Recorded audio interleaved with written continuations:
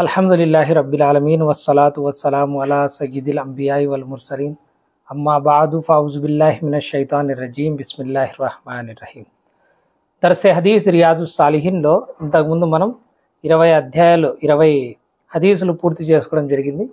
మనం తౌబా అధ్యాయంలో ఉన్నాం, పశ్చాత్తాపం అధ్యాయంలో. అందులో 21వ నంబర్ హదీసును చూస్తాం ఇన్షాల్లా. ఈ హదీసు చాలా పెద్దది, ఓపికగా వినాల. ఇందులో ఒక చిన్న పొరపాటు కారణంగా, చిన్న నిర్లక్ష్యం కారణంగా ఒక యుద్ధానికి వెళ్ళకోకుండా మిగిలిపోయిన 3 సహాబాల కథ.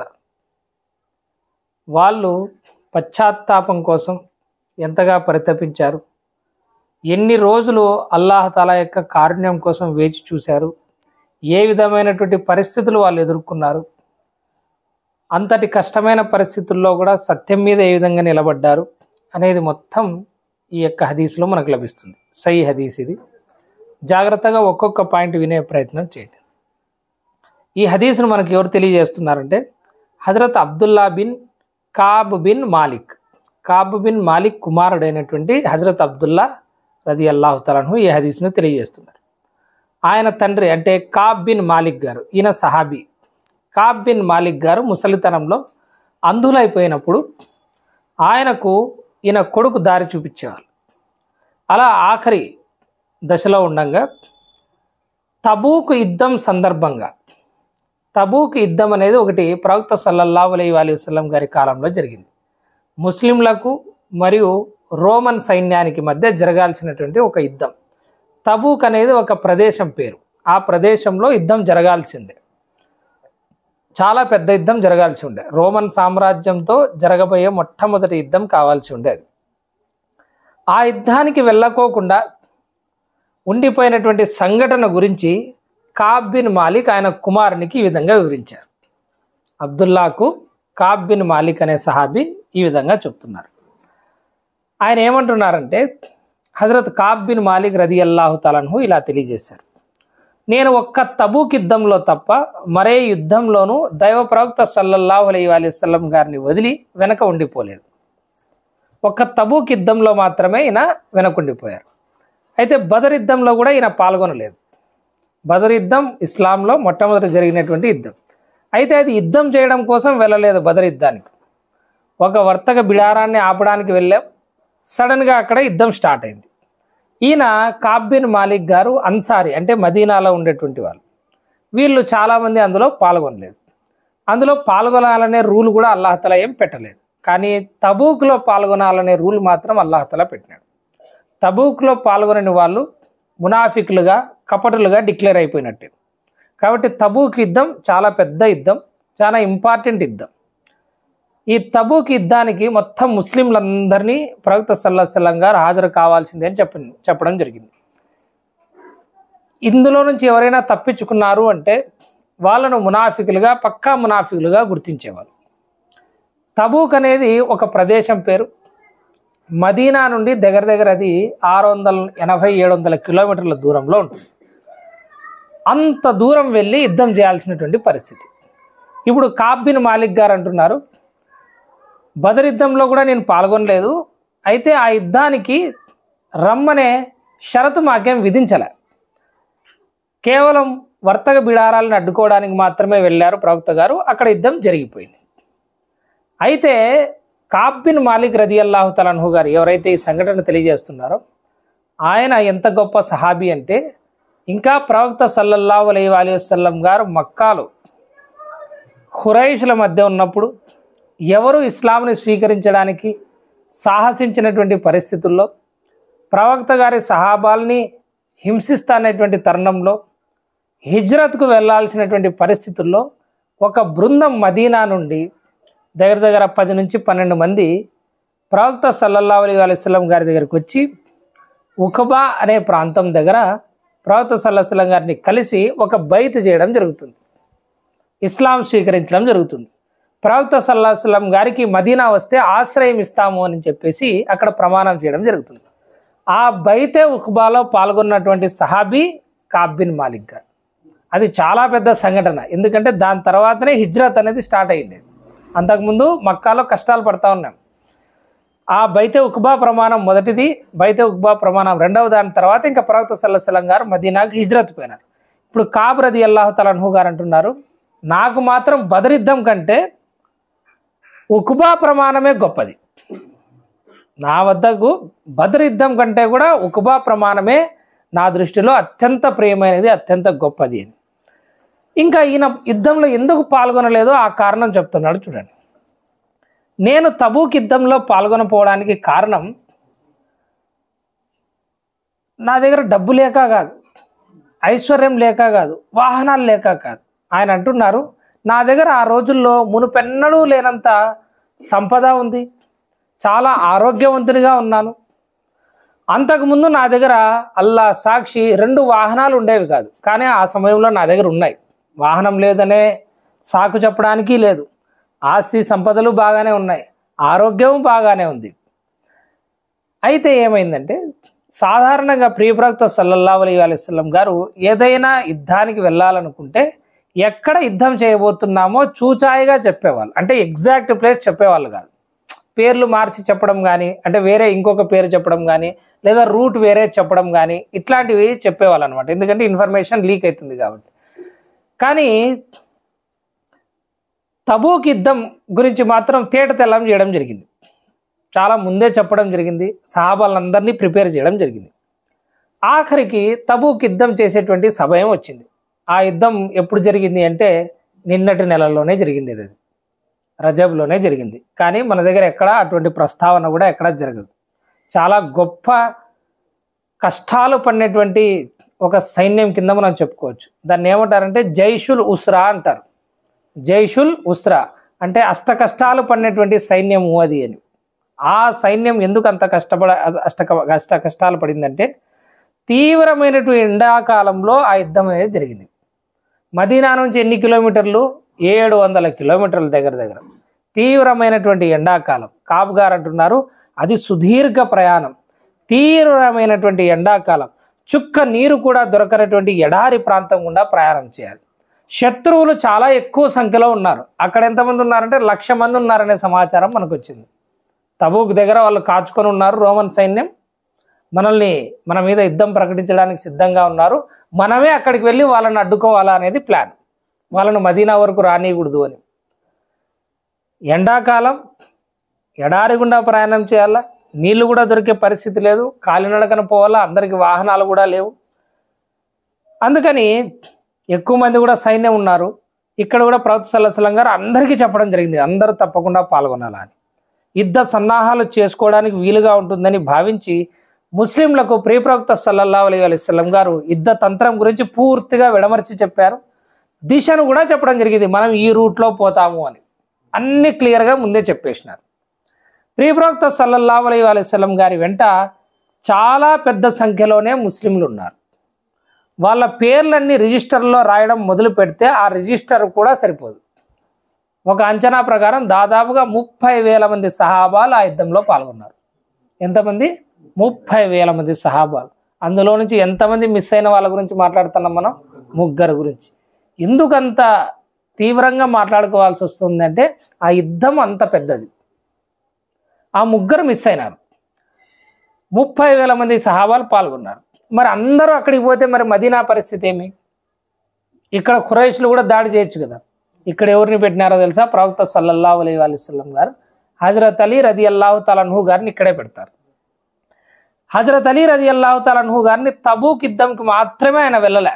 ఆయన ఏడుస్తూ కూర్చుంటారు, ఓ ప్రవక్త, నన్ను ఆడవాళ్ళ దగ్గర పిల్లల దగ్గర వదిలేసి మీరు మాత్రం యుద్ధానికి పోతారా అని. ఆ ధైర్యం, ఆ శౌర్యం, ఆ పరాక్రమం హజరత్ అలీ రదియల్లాహు తఆలా అన్హు గారిది చూడండి. మనట్లా వాళ్ళైతే ఏముంది, ఇట్లాంటి రియాయితీలు అలాంటి రాయితీలు దొరికితే లక్షణంగా ఇంట్లో కూర్చోవడానికి ఊరుకుంటాం మనం. కానీ అక్కడ ఎవరు? హజరత్ అలీ రదియల్లాహు తఆలా అన్హు గారు. నన్ను పిల్లల దగ్గర ఆడవాళ్ళ దగ్గర వదిలేసి మీరు మాత్రం యుద్ధానికి వెళ్తారా అంటే ప్రవక్త సల్లల్లాహు అలైహి వసల్లం గారు అంటారు, ఓ అలీ, నీతో నాకున్నటువంటి సంబంధం హారూన్కు మూసాతో ఉన్నటువంటి సంబంధం. ఏమంటే నా తర్వాత ప్రవక్త రాడు. హారూన్ అలీస్లాం గారిని మూసా అలీస్లాం గారు తమ జాతి వద్ద వదిలేసి తూరు పర్వతం మీద అల్లాహ్ తాలా యొక్క ఆజ్ఞల్ని తీసుకురావడానికి వెళ్ళడం జరిగింది. దగ్గర దగ్గర 40 రోజుల పాటు వెళ్ళినారు. అల్లాహ్ తౌరాత్ను అనుగ్రహించినాడు.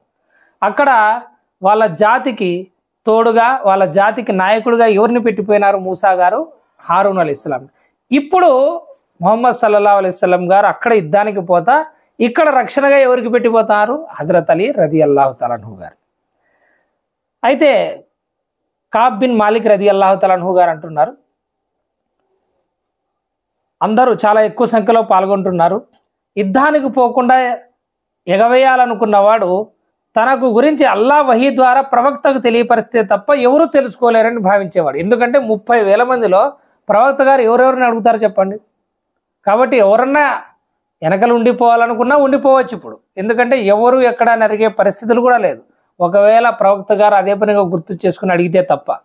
ఏదో 10 మందో 15 మందో ఉంటే ఫలానా వాడు రాలేదే, ఫలానా వాళ్ళు రాలేదే అని అడుగుతాం మనం. 30,000 మందిలో ఎప్పుడు అడగాలి? ఎవరి గురించి అడగాలి? అందుకని కాబ్ గారు ఏమంటున్నారంటే ఎవరైనా వెనక ఉండిపోవాలన్నా కూడా గుర్తుపట్టే పరిస్థితి లేదు. కాకపోతే అల్లాహ్ వహీ ద్వారా తెలియజేస్తే దొరికిపోతారు. ప్రియ ప్రవక్త సల్లల్లాహు అలైహి వసల్లం గారు ఈ యుద్ధం చేసే నిర్ణయం తీసుకున్నప్పటికీ తోటల్లో కాయలు బాగా కోతకొచ్చాయి. పంట పండినటువంటి కాలం అది. ఖర్జూరాలు పంట కోతకొచ్చింది. ఆ చెట్ల నీడలు చల్లగా తయారయ్యాయి.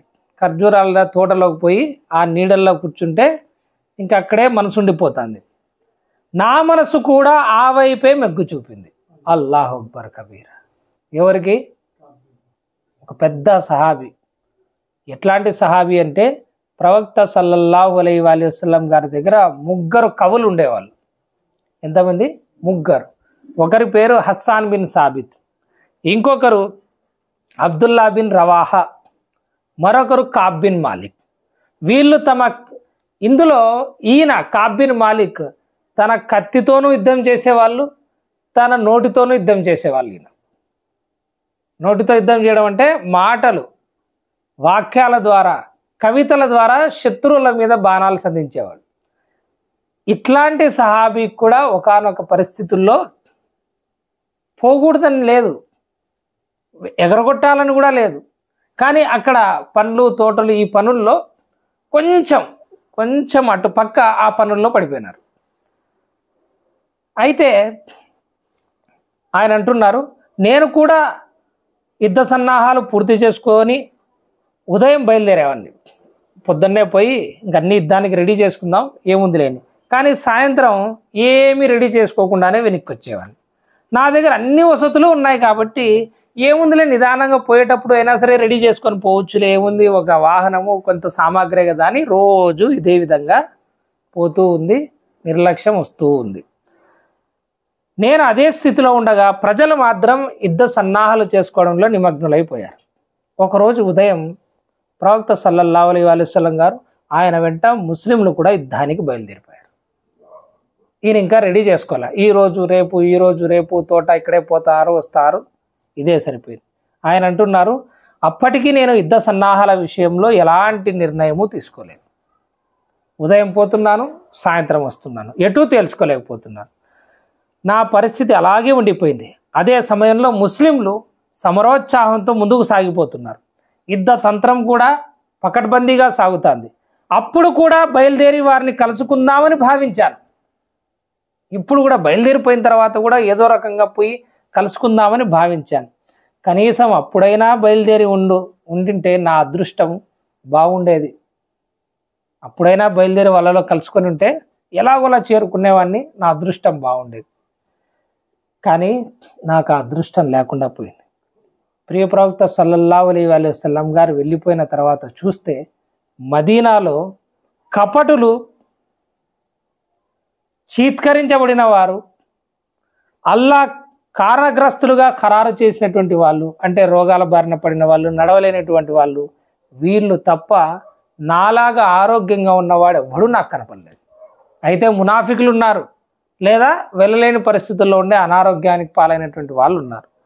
దాంతో నాకు దుఃఖం ముంచుకొచ్చింది. అల్లాహ్. అటు ప్రియప్రవక్త సల్లల్లాహు అలైహి వసల్లం గారు కూడా తబూకు వెళ్ళే వరకు నన్ను గుర్తు చేసుకోలేదు.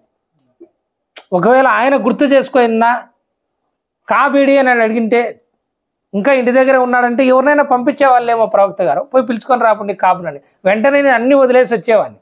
కానీ ఆయన కూడా తబూకు వెళ్ళేంత వరకు కూడా గుర్తు చేసుకోలేదు. తబూకు చేరుకున్న తర్వాత అప్పుడు ప్రవక్త సల్లల్లాహు అలైహి వసల్లం గారు సహాబాల మధ్యలో కూర్చొని ఉన్నప్పుడు కాబ్ రాలేదా, కాబ్ బిన్ మాలిక్ ఎక్కడున్నాడు అని అడిగారు. అల్లాహ్.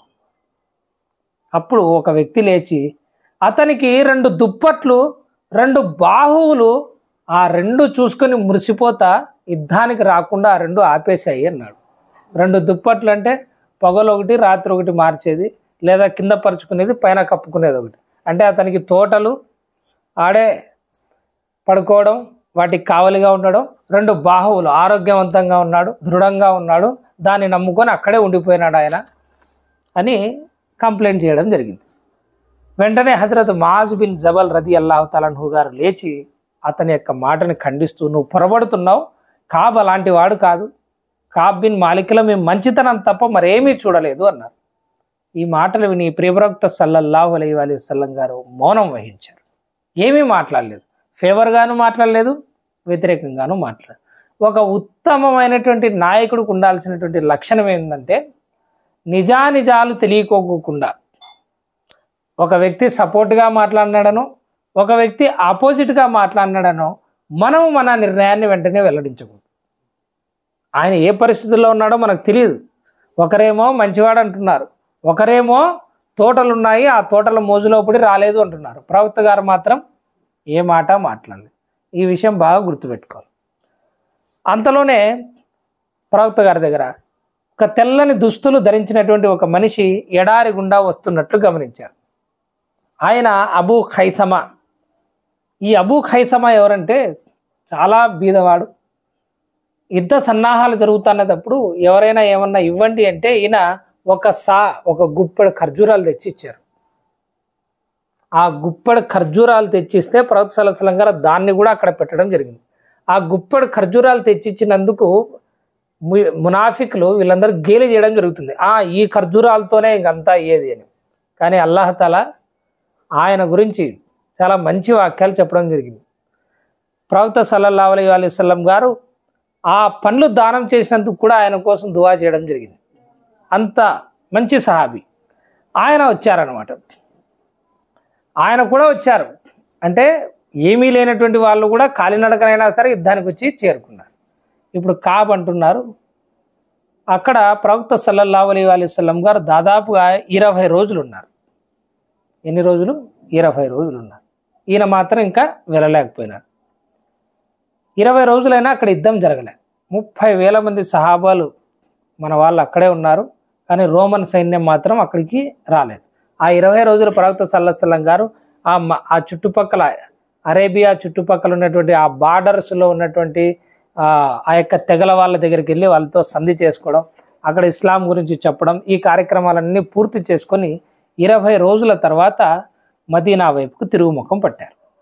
ఈ విషయం కాబ్ గారికి తెలిసింది. ఇప్పుడు కాబ్ రదియల్లాహు తఆలా అన్హు గారు అంటున్నారు, ప్రవక్త గారు తబూక్ నుండి తిరుగు ప్రయాణం అయ్యారని తెలుసుకున్నప్పుడు నన్ను తీవ్ర దుఃఖం అలుముకుంది. కుంటి సాకులు చెబుదామని ప్రయత్నించాను. ఏదో ఒకటి కారణం చెప్పి ప్రవక్త సల్లల్లాహు అలైహి వసల్లం గారు కోప్పడకపోతే చాలని అనుకున్నాను.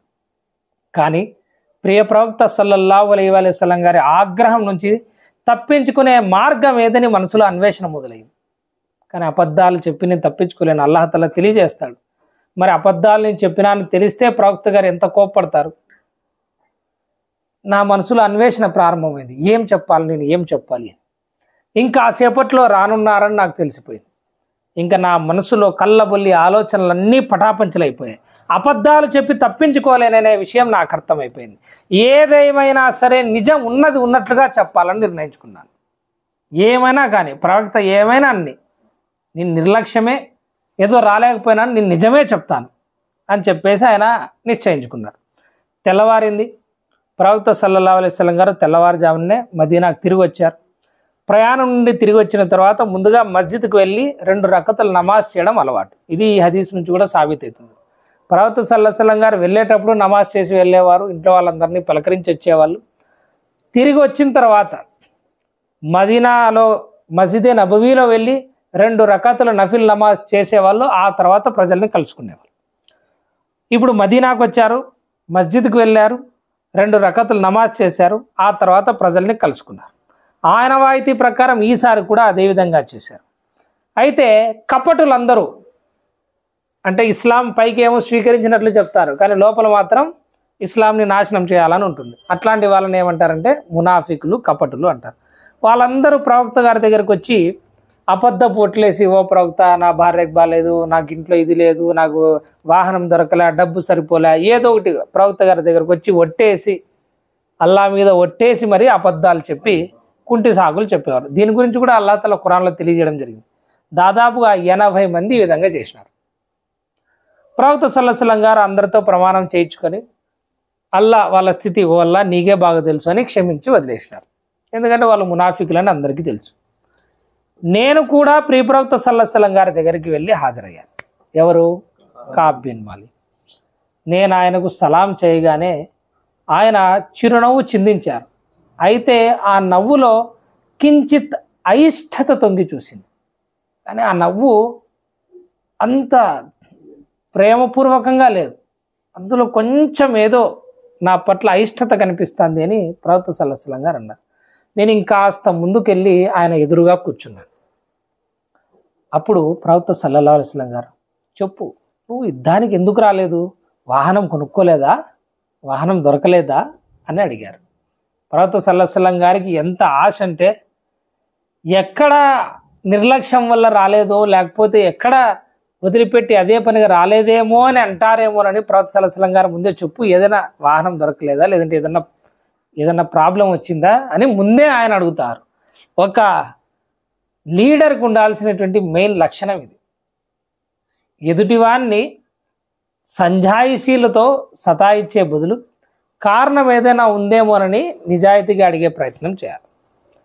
దాని తర్వాత ఆయన అంటున్నారు, ఓ ప్రవక్త, అల్లా సాక్షిగా చెప్తున్నాను, మీ బదులు నేను ఇంకెవరి ముందైనా కూర్చొని ఉంటే నిస్సంకోచంగా ఏదో ఒక సాకు చెప్పి అతని ఆగ్రహం నుంచి తప్పించుకునేవాడిని.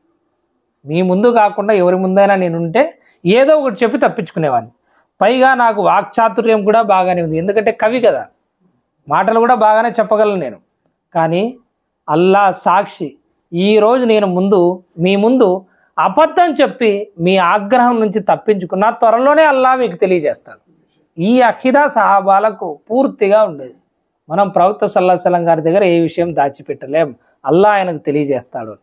అప్పుడైనా మీరు నా మీద కోప్పడతారు, దానికి బదులు నిజం చెప్తే మీరు నన్ను కోపగించుకున్నప్పటికీ దీని ద్వారానే అల్లాహ్ తఆలా నాకు మేలు చేస్తాడేమో అని నేను ఆశిస్తున్నాను అని ప్రవక్త గారి దగ్గర చెప్పారు. మీరు కోపడినా పర్వాలేదు, అల్లా ఏదో ఒకటి మంచి చేస్తాడు నిజం చెప్తే నేను నిజమే చెప్తాను అని అన్నారు. ఇప్పుడు చెప్తున్నారు, అల్లా సాక్షి, నిజంగా చెప్తున్నాను ప్రవక్త, నాకు ఎలాంటి ఆటంకాలు లేవు, పైగా నేను ఆరోగ్యపరంగా, సిరి సంపదల పరంగా ఇంతకు ముందెన్నడూ లేనంత దృఢంగా, సుఖంగా ఉన్నాను అని నిజం ఒప్పుకున్నారు. ఏమరపాటు, నిర్లక్ష్యంతో, గఫలత్తో నేను రాలేకపోయాను. నా సంజాయిషి విని ప్రవక్త సల్లల్లాహు అలైహి వసల్లం గారు, ఇతను నిజం చెప్తున్నాడు అని అందరికీ చెప్పి, సరే నా వైపు తిరిగి నువ్వు వెళ్ళు, నీ విషయంలో అల్లాహ్ తఆలా ఏదో ఒక నిర్ణయం అవతరింపజేసే వరకు వేచి ఉండు అన్నారు. మన్నించినామని చెప్పలేదు, ఏమీ చెప్పలేదు. అల్లా ఏదో ఒకటి చెప్తాడు, అప్పటి వరకు వెయిట్ చెయ్యి అని పంపించేసి, అంతలోనే బను సల్మాకు చెందినటువంటి కొంతమంది వ్యక్తులు నా వెనకాలే వచ్చి, అంటే కఅబ్ బిన్ మాలిక్ గారి వెనకాలే వచ్చి, అల్లా సాక్షిగా చెప్తున్నావు, నువ్వు ఇంతవరకు ఏ పాపం చేసినట్లు మేము చూడలేదు, యుద్ధానికి వెళ్లకుండా ఉండిపోయిన ఇతర మనుషుల్లాగే నువ్వు కూడా ఏదో ఒక సాకు చెప్పకపోయావా? ఏదో ఒకటి చెప్పింటేనేమి అది బాగాలేదనో ఇది బాగాలేదనో ఏదో ఒకటి చెప్పేసి ఉండొచ్చు కదా, ఎందుకంటే నువ్వు ఇంతకుముందు ఏం పాపం చేయలే, చెడ్డ పనులు చేయలే, ప్రవక్త గారు మన్నిస్తాంటారు కదా అని మిగతా వాళ్ళు వచ్చి సలహాలు ఇవ్వడం స్టార్ట్ చేశారు. నువ్వు ఈ చేసిన తప్పుకి ప్రవక్త గారు ప్రార్థిస్తే సరిపోయేది కదా, ఆయన దువా చేస్తే అల్లా మన్నిస్తాంట కదా, ఎందుకు పోయి ఇంత పని చేసుకున్నావు అని చెప్పేసి ఈయన దండించడం స్టార్ట్ చేశారు. అల్లా సాక్షి, నేను నిజం చెప్పినందుకు వారు నన్ను ఎంతగానో నిందించడం, మందలించడం చేశారు. అది ఆ కాలమైనా అంతే, ఈ కాలమైనా అంతే. నిజాయితీగా నిజంగా నిలబడితే ప్రజలు మనల్ని ఏమంటారంటే హిక్మత్ లేదు అంటారు. ప్రపంచంలో బ్రతికే తెలివితేటలు లేవు అంటారు. ఆయన అంటున్నాడు, నిజం చెప్పినందుకు ఈరోజు నేను మందలిస్తారు అందరు ప్రజలు నన్ను. వారి నిందలు భరించలేక ఈయన అంటున్నారు కాబ్ బిన్ మాలిక్ గారు, ఒకానొక సందర్భంలో నాకేమనిపించిందంటే మళ్ళీ నేను ప్రియ ప్రవక్త సల్లల్లాహు అలైహి గారి దగ్గరికి వెళ్ళి, ఓ ప్రవక్త, ఇంతకుముందు నేను చెప్పిందంతా అబద్ధం, నాకు పరిస్థితి బాగలేదు అందుకే రాలేకపోయాను అని చెప్దామనిపించింది. అల్లాహు అక్బర్ కబీర్. అంతగా ప్రెజర్ పెట్టినారు. అంతలో నేను నాలాంటి పరిస్థితి ఇంకెవరికన్నా ఎదురైందా అని అడిగాను వాళ్ళను. దాంతో వారు, ఇంకా ఇద్దరున్నారు నీలాంటి వాళ్ళే, వాళ్ళు కూడా పోయి నిజం ఒప్పుకున్నారు అన్నారు. అప్పటికి నా మనసు కుదుట పడింది. ఎందుకంటే ఇప్పుడు నాతో పాటు ఇంకోరు ఇద్దరు ఉన్నారు, నేను ఒక్కనే లేను. ఆ ఇద్దరు ఎవరంటే మొత్తం ముగ్గురు వీళ్ళు వెనకొండిపోయింది. ఒకరు కాబ్ బిన్ మాలిక్, ఇంకొకరు మురారా బిన్ రబీ, ఇంకొకరు హిలాల్ బిన్ ఉమయ్య. ఈ ముగ్గురు వెళ్ళలేకపోయినారు. ఆ ముగ్గురు ఎవరంటే చెప్పారు, ఒకరు మురారా బిన్ రబీ అని, ఇంకొకరు హిలాల్ బిన్ ఉమయ్య అని. వారు ఈ రెండు పేర్లు నా ముందు ప్రస్తావించారు. ఆయన అంటున్నారు, వీళ్ళిద్దరూ మంచి వాళ్ళే, వీళ్ళు బద్ర్ యుద్ధంలో కూడా పాల్గొన్నారు. సుబ్హానల్లాహ్. వాళ్ళిద్దరూ, మిగతా వాళ్ళిద్దరూ బద్ర్ యుద్ధంలో కూడా పాల్గొన్నారు. ఈ ఇద్దరు పేర్లు విన్న తర్వాత నేను నా మొదటి వాగ్దానం మీదే స్థిరంగా ఉండిపోయాను. ప్రవక్త గారికి నిజం చెప్పడమే మంచిదయింది అని చెప్పేసి దాని మీదే స్థిరంగా ఉండిపోయాను. నేను ఇంకా వాళ్ళ నుంచి ముందుకు సాగిపోయాను. యుద్ధానికి వెళ్లకుండా ఇప్పుడు ఇక్కడి నుంచి కష్టాలు ప్రారంభమవుతాయి. నిజం చెప్పడం వల్ల జరిగే కష్టాలు ప్రారంభమవుతాయి. యుద్ధానికి వెళ్లకుండా వెనకుండిపోయినటువంటి మా ముగ్గురితో ఎవ్వరూ మాట్లాడకూడదు అని ప్రవక్త సల్లల్లాహు అలైహి వసల్లం గారు ప్రజల్ని ఆదేశించారు. జనం మాకు దూరంగా మసులుకోసాగారు. మా ముఖాలు చూడడంలా, మేము చూస్తే ముఖం పక్కకు తిప్పుకుంటున్నారు. మా ముగ్గురి విషయంలో చాలా మారిపోయారు వారు. మమ్మల్ని ఎవరూ పట్టించుకోలేదు. ఆఖరికి ఈయన అంటున్నారు, నాకు ఈ లోకమే విచిత్రంగా కనిపించింది. నేను నా దేశంలో కాకుండా పరాయి దేశంలో ఉన్నానా అనిపిస్తుంది. ఎవరు మాట్లాడించే వాళ్ళు లేకపోతే ఎక్కడుంటాం మనం? పరాయి దేశంలోనే, ఏ జర్మనీనో ఇటలీనో పోతే మనల్ని ఎవడు మాట్లాడిస్తాడు? మనం ఉండే ఊర్లో అయితే పొద్దున్న లేస్తే అందరూ మాట్లాడిస్తారు. కానీ కాబ్ బిన్ మాలిక్ గారికి ఏమనిపిస్తుంది ఇప్పుడు? నేను నా దేశంలోనే ఉన్నానా, నా ప్రజల మధ్యనే ఉన్నానా, వేరే దేశంలోనే ఉన్నానా అనిపిస్తుంది. ఇలా 50 రాత్రులు ఈ విధంగా గడిపాం. 50 రోజులు పూర్తిగా ఈ విధంగా గడిచిపోయాయి. నా సహచరులు ఇద్దరూ భరించలేక బయటికి రాలేక ఇంట్లోనే కూర్చొని కన్నీరు మున్నీరుగా విలపిస్తున్నారు. వాళ్ళు నమాజులకు కూడా బయటికి రాలేకపోతారు. ఆ పరిస్థితి చూసి ఇంట్లోనే కూర్చొని నమాజులు చేసి అల్లాహ్ తఆలా వద్ద తౌబా ఇస్తిగ్ఫార్ చేసుకుంటారు, కన్నీరు కారుస్తారు. నేను యువకుణ్ణి, వారిద్దరికన్నా బాగా శక్తి కలవాన్ని కనుక నేను బయటికి వచ్చి తోటి ముస్లింలతో పాటు నమాజులకు హాజరయ్యేవాడిని, బజార్లలో తిరిగేవాడిని. కానీ ఎవ్వరూ నాతో మాట్లాడేవాళ్ళు కాదు. నేను ప్రియ ప్రవక్త సల్లల్లాహు అలైహి వసల్లం గారి దగ్గరకు కూడా వెళ్ళేవాడిని. మస్జిదే నబవీలో నమాజ్ ముగిసిన తర్వాత ఆయన సమావేశమై ఉన్నప్పుడు నేను ఆయనకు సలాం కూడా చేసేవాడిని. నా సలాంకు జవాబుగా ప్రియ ప్రవక్త సల్లల్లాహు అలైహి వసల్లం గారి యొక్క శుభప్రదమైన పెదవుల్లో, అధరాల్లో కదలిక కనిపిస్తుందేమోనని కుతూహలంగా ఎదురు చూస్తూ ఉండేవాడిని. అల్లాహు. ఆయన సలాంకి జవాబు చెప్పే వాల్యూ ఎంతుందో చూడండి. సలాం చెప్పి అక్కడ నిలబడి ప్రవక్త సల్లల్లాహు అలైహి వసల్లం గారి పెదవుల నుంచి సలాం వినిపిస్తుందేమో, జవాబు వినిపిస్తుందేమో అని అట్లే వెయిట్ చేస్తూ కూర్చుండేవారు.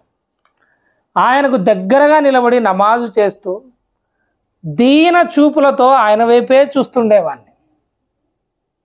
ఆయన ఆ సమయంలో నేను ఏకాగ్రతతో నమాజ్ చేస్తున్నప్పుడు ఆయన నా వంక చూడడం, తిరిగి నేను ఆయన వైపు చూస్తుంటే ఆయన ముఖం తిప్పుకోవడం జరిగేది. ఈ రకంగా రోజు పరిస్థితి జరుగుతుంది. ఆఖరికి ముస్లింల కఠిన వైఖరి, ఉదాసీనతలు సుదీర్ఘమైపోవడంతో భరించలేక ఒకరోజు నేను, అంటే కాబ్ బిన్ మాలిక్ గారు, అబూ ఖతాదా తోట గోడ దూకి లోపలికి వెళ్ళిపోయినారు. ఎవరితో ఒకరితో అయినా మాట్లాడదాం, ఎవరు మాట్లాడడం లేదు. అబూ ఖతాదా ఈయనకు పినతండ్రి కుమారుడు, అంటే చిన్నాన్న కొడుకు, తమ్ముడు అవుతాడు.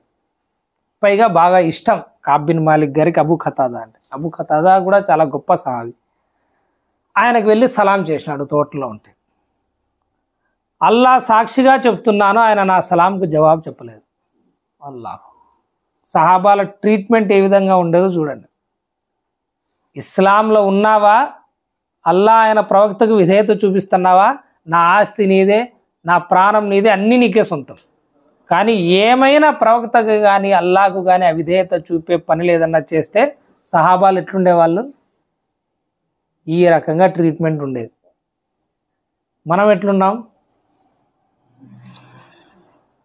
సరే, ఆయన నా సలాంకు జవాబు చెప్పలేదు. వెంటనే నేను, అబూ ఖతాదా, అల్లాపై ప్రమాణం చేసి అడుగుతున్నాను, చెప్పు, నేను అల్లా మరియు ఆయన ప్రవక్త పట్ల అభిమానం కలిగి ఉన్నాననే సంగతి నీకు తెలియదా? నేను అల్లాని ప్రేమిస్తున్నానని, ప్రవక్త గారిని ప్రేమిస్తున్నాననే సంగతి నీకు తెలియదా? ఈడ కూడా ఇంట్లో నమాజులకు వెళ్ళదంటే మనం అదే మాట చెప్పినామనుకో, ఏం అల్లా భయం లేదా నీకు, ప్రవక్త గారంటే ప్రేమ లేదా అంటే, నువ్వు చూసింటివా నాకు ప్రేమ లేదని అంటారు. మరి ఇక్కడ లేదా? ఆ ఒక్క సహాబీ స్వయంగా చెప్తారు, అన్ని యుద్ధాల్లో పాల్గొన్నారు, ఒక్క బద్రు తబూక్ తప్ప మిగిలిన యుద్ధాల్లో పాల్గొన్నారు. కాబ్ బిన్ మాలిక్ గారు ఉహద్ యుద్ధంలో ఆయనకు దాదాపుగా 11 లోతైన గాయాలు తగిలినాయి. చాలా వీరోచితంగా పోరాడారు. 11 విపరీతమైనటువంటి గాయాలు తగిలినాయి ఆయన శరీరానికి. అట్లాంటి సహాబీ పోయి అడుగుతారు, ఏం అల్లాను ఆయన ప్రవక్త నేను ప్రేమిస్తాననే సంగతి నీకు తెలియదా? ఎందుకు నా నుంచి ఈ విధంగా ముఖం తిప్పుకుంటున్నారు? నా ప్రశ్నకు జవాబు చెప్పుకోకుండా మౌనం వహించారు. నేను ఆయన్ని మళ్ళీ అదే ప్రశ్న ఒట్టేసి మరీ అడిగాను. అప్పటికీ ఆయన మౌనం వీడలేదు. మూడోసారి అదే ప్రశ్న ఒట్టేసి మరీ అడిగాను. అప్పుడు ఆయన, అల్లా మరియు ఆయన ప్రవక్తకే బాగా తెలుసు అన్నారు. అల్లాహ్. లేదులే, నువ్వు అల్లా ఆయన ప్రవక్తను ప్రేమిస్తున్నావు, మాకు తెలుసు నీ గురించి. ఏం చెప్పలేదు. ప్రవక్త గారు వెయిట్ చేయమన్నారంటే వెయిట్ చేయమన్నారు. ఏమంటారు ఇప్పుడు? అల్లాకు ఆయన ప్రవక్తకే బాగా తెలుసు నువ్వు ఎంత విధేయత చూపిస్తున్నావో, ఎంత ప్రేమ చూపిస్తున్నావు. ఆయన అంటున్నారు, ఈ మాట చెప్పగానే నా కళ్ళల్లో నీళ్లు ఉబికి వచ్చాయి. ఇన్నాళ్ళు కనీసం నమ్మకమైనా ఉండేది, నన్ను అందరూ కూడా మంచివాడు అంటున్నారులే అని. ఇప్పుడు ఏమంటున్నారు? నీ గురించి అల్లా మరియు ఆయన ప్రవక్తకే బాగా తెలుసు అంటే ఇప్పుడు ఒప్పుకోవడం లేదు. ఈ మాట వినగానే నా కళ్ళల్లో నీళ్లు ఉబికి వచ్చాయి. చేసేది లేక నేను తిరిగి అదే గోడ దూకి బయటికి వచ్చేసాను. ఇలాంటి పరిస్థితుల్లోనే ఒకరోజు నేను మదీనాలో ఒక వీధి గుండా వెళ్తుంటే సిరియా నుంచి ధాన్యం అమ్ముకోవడానికి వచ్చిన రైతుల్లోని ఒక అతను కాబ్ బిన్ మాలిక్ ఎవరు అని అడుగుతున్నాడు. అక్కడ ఉన్నటువంటి వ్యక్తులు నన్ను చూపించారు. అతనే చూడు కాబ్ బిన్ మాలిక్ అని. అతను నా దగ్గరకు వచ్చి గస్సాన్ రాజు పంపినటువంటి ఉత్తరం నా చేతికి అందించాడు. మన శత్రువుల రాజు, అతని దగ్గర నుంచి ఉత్తరం వచ్చింది. ఈయనకు చదవడం రాయడం వచ్చు కాబట్టి ఆయన అంటున్నారు, నేను ఆ ఉత్తరం తీసి చదివాను. అందులో ఈ విధంగా ఉంది. ముఖ్యంగా రాసేది ఏమనగా, మీ సహచరుడు అంటే మీ ప్రవక్త సల్లల్లాహు అలైహి వసల్లం మిమ్మల్ని చాలా వేధించినట్లు మాకు సమాచారం అందింది. మీరు ఇలా పరాభవం పాలయ్యే చోటులో ఉండి నాశనం అవ్వడానికి దేవుడు మిమ్మల్ని పుట్టించలేదు. మేము మిమ్మల్ని ఆహ్వానిస్తున్నాం, మీరు మా వద్దకు రండి, మీకు మిమ్మల్ని అత్యంత ఉత్తమ రీతిలో సత్కరిస్తాం, మా దగ్గరికి వచ్చేయండి అని ఆహ్వానం పంపించారు. అల్లాహు అక్బర్. వెంటనే ఆపోజిషన్ వాళ్ళు కాసుకొని కూర్చున్నారు. ఇది కూడా ఆజ్మాయిషే. ఇక్కడ ఎవరు మాట్లాడడంలో బహిష్కరించినారు.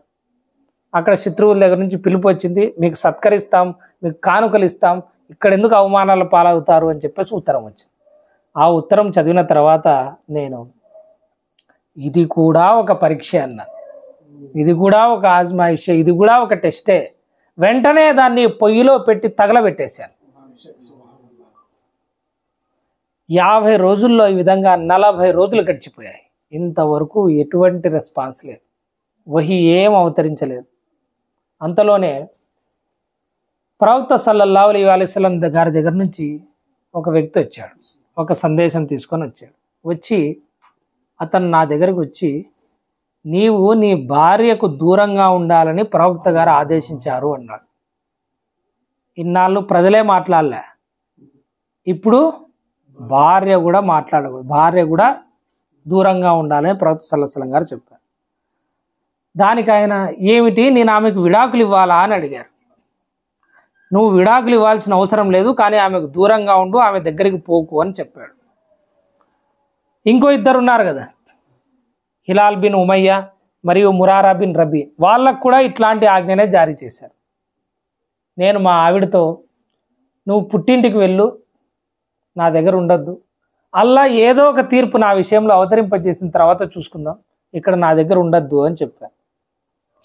అయితే హిలాల్ బిన్ ఉమయ్య భార్య మాత్రం ప్రవక్త సల్లల్లాహు అలైహి వసల్లం గారి దగ్గరికి వెళ్ళి ఓ ప్రవక్త సల్లల్లాహు అలైహి వసల్లం, నా భర్త పండు ముసలివాడైనాడు, ఆయన దగ్గర శక్తి లేదు, ఆయనకు సేవ చేయడానికి ఎవరు సేవకులు కూడా లేరు, నేను ఆయనకు సేవ చేస్తే మీరు అప్రసన్నులు కారు కదా, మీరేం కోపగించుకోరు కదా. భర్త భార్య కానీ ప్రవక్త గారు ఆజ్ఞ ఇచ్చినారని భార్య ఎవరి దగ్గరికి పరిగెత్తుకుంటూ పోయింది? ప్రవక్త గారి దగ్గరికి. ప్రవక్త గారు, ఆయన ముసలివారైనారు, నేనేమన్నా సేవ చేస్తే మీరు తప్పుగా అనుకోరు కదా, మీరేం కోప్పడరు కదా అని. అంటే సహాబాలకు ఎవరు ఇంపార్టెంట్? ప్రవక్త సల్లల్లాహు అలైహి వసల్లం గారు ఇంపార్టెంట్. భార్య కాదు, భర్త కాదు, పిల్లలు కాదు, ఆస్తి కాదు, పాస్తులు కాదు, ఎవరి మాట ఇంపార్టెంట్? ప్రవక్త గారి మాట ఇంపార్టెంట్. ఎవరి రజా, ఎవరి ప్రసన్నత ఇంపార్టెంట్? ప్రవక్త గారి ప్రసన్నత ఇంపార్టెంట్. ఎవరి కోపం నుంచి భయపడేవారు? ప్రవక్త గారి కోపం నుంచి భయపడేవారు. దానికి ప్రవక్త సల్లల్లాహు అలైహి వసల్లం గారు, నేను చెప్పింది దూరంగా ఉండమని అంటే సంభోగించొద్దండి అని. దానికి ఆమె, అల్లా సాక్షి, ఆయనలో కదలడానికి కూడా సత్తువ లేదు, పైగా ఈ సంఘటన జరిగినప్పటి నుంచి ఆయన సమయం అంతా ఏడుపు పెడబొప్పుల్లోనే ఏడుస్తూనే గడుపుతూ ఉన్నారు, ఇంకా సంభోగించడం వరకు ఎక్కడుంది పరిస్థితి. ఈ విషయం తెలుసుకొని మా ఇంటి వాళ్ళు కూడా ప్రియప్రవక్త సల్లల్లాహు అలైహి వసల్లం గారు హిలాల్ భార్యకు సేవ చేసి అనుమతి ఇచ్చారు కదా, అలాగే నువ్వు కూడా వెళ్ళి నీ భార్య విషయంలో అనుమతి తీసుకుంటే బాగుంటుంది అన్నారు. నా భార్య కూడా వండి పెట్టడానికి, సేవ చేయడానికి అనుమతి తీసుకోపో అని. దానికి నేను, ఎట్టి పరిస్థితుల్లో నేను ప్రియప్రవక్త సల్లల్లాహు అలైహి వసల్లం గారి అనుమతి కోరను, నేను యువకుణ్ణి, ముసలివాణ్ణి కాదు, అనుమతి అడిగితే ఆయన ఏం సమాధానం చెప్తారో నాకు తెలియదు అని నేను ఆయన కోసం అనుమతి అడక్కోకుండా వెళ్ళిపోయాను. అలాగే మరో 10 రాత్రులు గడిచిపోయాయి. మాతో మాట్లాడవద్దని ప్రజల్ని ఆదేశించి ఇప్పటికీ 50 రాత్రులు గడిచిపోయాయి. 51వ రోజు ఉదయం నేను నా ఇంట్లో ఒకానొక పైకప్పు పైనే నమాజ్ చేసుకొని కూర్చున్నాను. ఇంకా మస్జిద్కి పోలే, నమాజ్ పైన ఇంట్లోనే పైనే చేసుకొని కూర్చున్నాను. అప్పుడు నా పరిస్థితి ఎలా ఉందంటే అల్లా ఖురాన్లో ప్రస్తావించినట్టుగా తయారైంది. ఏమని ప్రస్తావించినాడు అల్లాహ్ తఆలా ఖురాన్లో అంటే, సూరా తౌబాలో అంటున్నాడు అల్లాహ్ తఆలా, సూరా తౌబాలో 118వ నంబర్ ఆయతులు అల్లాహ్ తఆలా తెలియజేస్తున్నాడు, ఏ ముగ్గురి వ్యవహారం వాయిదా పడిందో వారి వైపుకు కూడా అల్లా మరలాడు, భూమి విశాలంగా ఉండి కూడా వారికి ఇరుకైపోయింది. భూమి విశాలంగా ఉండి కూడా బ్రతకలేకుండా ఇరుకైపోయింది, ఎవరు మాట్లాడించే వాళ్ళు లేరు, వారి ప్రాణాలు కూడా వారికి భారం అయిపోయాయి, బ్రతకాలనే ఆశే లేదు, ప్రవక్త గారు చూడడం లేదు, వారి ప్రాణాలు కూడా వారికి భారం అయిపోయాయి. అల్లా పట్టు నుంచి తమను తాము కాపాడుకోవడానికి ఆయన వైపుకు మరలడం తప్ప మరో మార్గం లేదని వారు గ్రహించారు. అల్లా ఆగ్రహం నుంచి తప్పించుకోవాలంటే నిజం చెప్పాలని వాళ్ళు ఒప్పుకొని కూర్చున్నారు. కాబు గారు అంటున్నారు, అల్లా చెప్పినట్లుగా ఆయనకు అప్పటికి తెలియదు ఈ ఆయత అవతరించిందని. ఆయన మనసులో అదే భావన ఉంది. నా మనసులో భావన ఎట్లుందంటే, అల్లా ఖురాన్లో చెప్పినట్టు నా హృదయం బాధతో నిండిపోయి ఉంది, భూమి ఇంత విశాలంగా ఉన్నా నా కోసం ఇరుకైపోయిందే అన్నట్లుగా తయారైంది. ఒక మస్జిదే నబవి, అంతమంది సహాబాలు ప్రవక్త గారు ముందర పెట్టుకొని ఆ మంజర్ ఎట్లుంటుంది, ఆ దృశ్యం ఎట్లుంటుంది. ఇప్పుడు ఇంట్లో ఒంటరిగా కూర్చొని పైన నమాజ్ చేసుకుంటూ ఒంటరిగా కూర్చుంటే ఆ వ్యక్తి ఎట్లుంటాడు, అతని మానసిక పరిస్థితి ఎట్లా ఉంటుంది. వెంటనే అంతలో 51వ రోజు పొద్దున నమాజ్ చేసుకున్న తర్వాత సలా కొండ పైన ఎక్కి ఎవరో అరుస్తున్నట్టు నాకు వినిపించింది. ఓ కాబ్ సంతోషించు అన్న కేకలు వినిపించాయి. సుబ్హానల్లా, సుబ్హాన్. నేను వెంటనే సాష్టాంగపడ్డాను, సజ్దాలో పడిపోయాను. సంతోషపడు అంటే ఏదో ఆయత అవతరించే ఉంటుంది, అల్లా మన్నించి ఉంటాడు అని వెంటనే సజ్దా. మనం ఏం చేస్తాం భయ్, మనం పార్టీలు ఇచ్చుకుంటాం అందరికి జనాలకు. వాళ్ళు ఏం చేసేవాళ్ళు, ఏదైనా మంచి విషయం జరిగితే అల్లాహకు కృతజ్ఞతలు చెప్పేవాళ్ళు, సజ్దా చేసేవాళ్ళు. ఇక్కడ మన వాళ్ళు బాధపడము అంటే బాధపడతారు, మన్నిస్తాము అంటే ఒక మాట చెప్తాను. ఒక ఉదాహరణ సింపుల్గా, ఒక తల్లి 9 మాసాలు మోసి ఒక పిల్లనో కంటుంది.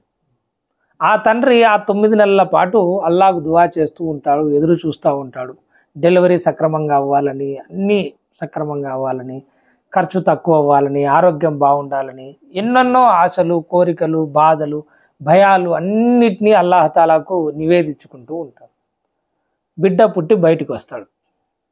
బిడ్డ పుట్టి బయటకు వచ్చినప్పటి నుంచి గుండె మీద చెయ్యేసుకొని చెప్పండి, ఎంతమంది అల్లాహ్ తాలాకు పోయి కృతజ్ఞతలు తెలియజేసినారు, ఎంతమంది పోయి సజ్దా చేసినారు. మనకు 3-4 పిల్లలు పుట్టింటారు. ప్రతి పిల్లవాడికి దువా చేసింటాం, వాళ్ళ డెలివరీ బాగా కావాలా, వాళ్ళ పాప బాగుండాలా, పిల్లోడు బాగుండాలా, భార్యకు బాగుండాలా, ఖర్చు తగ్గిపోవాలా, అది ఇది అని. డెలివరీ అయిన తర్వాత, పిల్లవాళ్ళు పుట్టిన తర్వాత ఎక్కడెక్కడికో పోయి కృతజ్ఞతలు తెలియజేస్తాం, మిఠాయిలు పంచుతాం, ఏవేవో చేస్తాం, అందరికీ విషెస్ చెప్తాం, మనకు వచ్చి విషెస్ చెప్తారు, సంతోషం అందరితో పంచుకుంటాం. కానీ అనుగ్రహం ప్రసాదించినటువంటి అల్లాహ్ వద్దకు వెళ్ళి మన యొక్క సంతోషానికి బదులుగా, ఈ సంతోషం ఇచ్చిన దానికి బదులుగా ఒక్క సజ్దా చేసినామా? చేయం. అందుకే మన బ్రతుకులు ఇట్లుండేది. కానీ సహాబాలు వెంటనే అల్లాహ్ తరఫు నుండి ఏ శుభవార్త విన్నా సరే అల్లాహకు సాష్టాంగ పడేవారు, అల్లాహ్ కృతజ్ఞతలు తెలియజేసేవారు. వెంటనే ఏం చేసినారు ఆయన? నేను సాష్టాంగ పడిపోయాను, అల్లాహ్ తరఫు నుండి గడ్డు రోజులు తొలగిపోయి అల్లాహ్ యొక్క కారుణ్యం ఆవరించిందని అర్థం చేసుకున్నాను. ప్రియప్రవక్త సల్లల్లాహు అలైహి వసల్లం గారు ఫజర్ నమాజ్ చేసిన తర్వాత అల్లాహ్ మా ముగ్గురి పశ్చాత్తాపాన్ని అంగీకరించాడని ప్రజల సమక్షంలో ప్రకటించారు. అల్లాహ్ ఖురాన్లో ఈ ఆయత్ అవతరింపజేశాడు. ఏ ముగ్గురి వ్యవహారం వాయిదా వేయబడిందో వారి వైపుకు కూడా అల్లాహ్ మరలాడు. అంటే వారి తౌబాను అల్లాహ్ తఆలా యాక్సెప్ట్ చేసినాడు, అంగీకరించినాడు. భూమి విశాలంగా ఉండి కూడా వారికి ఇరుకైపోయింది, వారి ప్రాణాలు కూడా వారికి భారమైపోయాయి. అల్లాహ్ పట్టు నుంచి తమను కాపాడుకోవడానికి ఆయన వైపుకి మరలడం తప్ప మరో మార్గం లేదని వారు గ్రహించారు. ఇక మీదట కూడా వారు ఈ విధంగానే మరలి వచ్చేందుకు, ఈ విధంగానే తౌబా చేసుకునేందుకు, ఈ విధంగానే అల్లాహ్ మార్గంలో ఉండేందుకు గాను మేము వారిని మన్నించాం. అల్లాహ్ ఏదన్నా తప్పుని మన్నించాడంటే మన దగ్గర నుంచి ఏం ఆశిస్తా ఉన్నాడు? నెక్స్ట్ టైం కూడా నువ్వు ఇదే విధంగా అల్లాహ్ వైపుకే రావాలా అని. ఈ రోజున ఏ విధంగా అయితే నువ్వు కారణాలు చెప్పుకోకుండా, అబద్ధం చెప్పుకోకుండా నిన్ను నువ్వు అల్లాహ్ తాలా వైపుకు నువ్వు మరలిచ్చావో అదే విధంగా నెక్స్ట్ కూడా అల్లాహ్ నీ దగ్గర నుంచి ఇదే యాక్సెప్ట్ చేస్తాడు. మనం తప్పు చేయము అని అల్లాహ్ తాలా ఎక్కడా చెప్పలే. కానీ నువ్వు తప్పు చేసినా, ఒప్పు చేసినా నువ్వు ఎటువైపు పోవాలా? అల్లాహ్ వైపు పోవాలా. అల్లాహ్ పట్టు నుంచి తప్పించుకుందామని నిన్ను నువ్వు సాకులు చెప్పుకోవడం, అబద్ధాలు చెప్పుకోవడం, ఈ పనులు చేయకూడదు. ఇట్లా చెప్పే వాళ్ళని అల్లాహ్ తాలా అస్సలు ఇష్టపడడు. ఇట్లాంటి వాళ్ళకు తౌబా కూడా అల్లాహ్ తాలా ఇవ్వడు. ఎవరికి ఇస్తాడు? నీది నిర్లక్ష్యమో, గఫ్లతో, లేదా ఆశనో, భయమో, ఏదో అయిపోయింది తప్పు, కారణం చెప్పొద్దు. పోయి అల్లాహ్ తాలాకు తౌబా చేసుకొని నమాజులు మొదలు పెడతావా, మంచి పనులు మొదలు పెడతావా, మొదలుపెట్టు. మనం ఏం చేస్తామంటే, ఏం భయ్ నమాజులు లేదు, ఇది ఎక్కువైపోయింది, అది ఎక్కువైపోయింది, ఇది ఇట్లా జరిగినందువల్ల నేను చదవడంలే, ఏమయ్యా జకాత్ ఇవ్వడం లేదంటే ఎక్కడుంది నా దగ్గర? నీ దగ్గర ఎక్కడుందో ఎంతుందో అల్లాహ్ తాలాకు తెలియదా?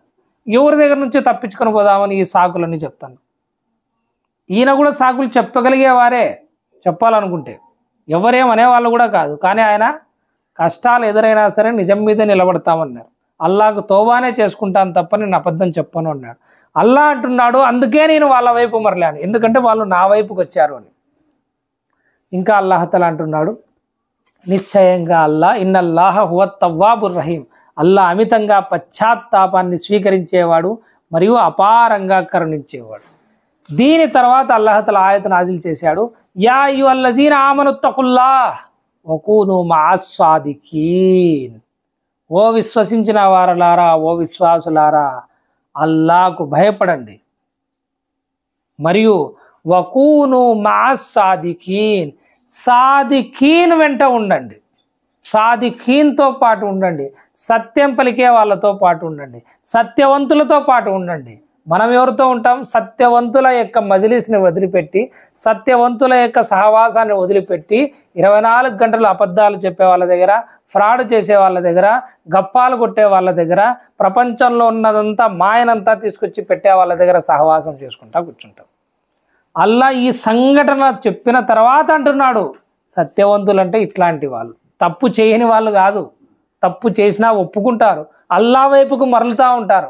ఇట్లాంటి సత్యవంతుల దగ్గర కూర్చోండి మీరు. వకూను మా సాదికీన్, ఇట్లాంటి సత్యవంతుల దగ్గర వాళ్ళ వెంట ఉండండి, వాళ్ళతో పాటు కూర్చోండి అని. ఇప్పుడు కాబ్ రదియల్లాహు తఆలా అన్హు గారు అంటున్నారు, ప్రవక్త సల్లల్లాహు అలైహి వసల్లం గారు ఈ ఆయతులు చదివి వినిపించారు, ప్రకటించేసినారు. ఈ ప్రకటన వినగానే ప్రజలు మా ముగ్గురికి శుభాకాంక్షలు తెలియజేయడానికి రావడం మొదలుపెట్టారు. దీంతో మనకు అర్థమయ్యేది ఏమంటే, శుభాకాంక్షలు చెప్పడం ఇస్లాంలో నేరం ఏం కాదు. కొంతమంది చాలా ఎక్స్ట్రాలుగా చేస్తూ ఉంటారు.